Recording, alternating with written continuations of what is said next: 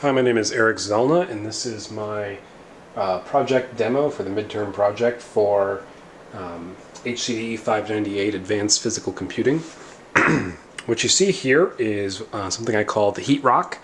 It is an ambient display that is comparing the temperature of an ESP8266 module that is inside this Himalayan salt rock as compared to the temperature measured by this breadboarded out ESP8266 module, and this is the Adafruit Feather Huzzah module, and it's using a DHT22 sensor, which is actually in an AM2302 package, which is just the 2-pin package versus the 3-pin package. And what these two modules are doing is they're comparing the relative temperature. The module that is measuring the hotter temperature rounded to the nearest degree will turn red, as you can see in this LED here, versus the module that is measuring the cooler temperature will turn blue.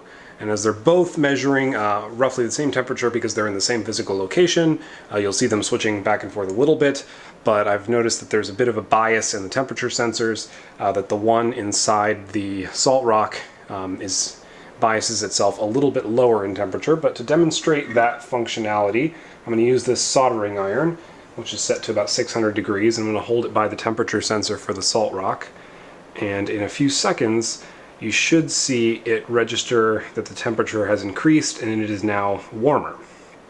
Now, the use for this is to solve a problem that I had regarding the hot summers and not having air conditioning. So the green is now the temperatures are equal, and now this one is registering that the temperature is hotter as compared to the breadboard module, which is now cooler.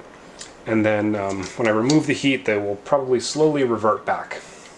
The temperature sensor is external on this because I did not want the salt rock to potentially affect the measured temperature. And as I was mentioning before, the problem that's being solved here is something I experienced with not having an AC unit in the summer in Seattle, well, Everett for me. And the issue is that I did not know at what point in the evening I should open my windows and let the cool air in, because during the day it'd be very hot, and at some point the temperature inside my house versus the temperature outside my house would cross over, and it would then be cooler outside than it is inside.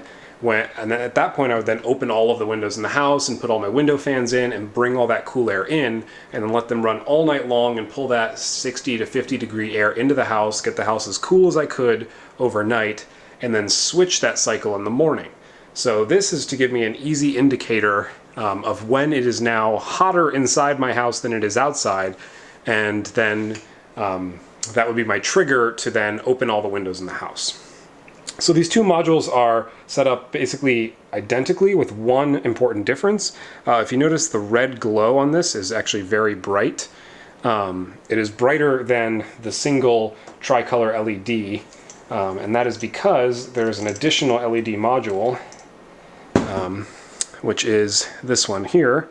You see the regular tricolor LED, and then this, which was harvested from a tail light from a bicycle, which was actually damaged when it fell off my bike. So I harvested the LED because it was a nice, very bright LED, and I'm using that so that the red light will be bright enough to get my attention when this is positioned in my house. And then both the modules are connected to the Wi-Fi network, and they are publishing their publishing the temperature data to MQTT, and then subscribing to that MQTT feed and using that data exchange to compare the temperatures internally. So they're both operating basically the same way, with them responding in opposite fashions to the temperature. So whichever one's hotter is red, and whichever one is cooler is blue.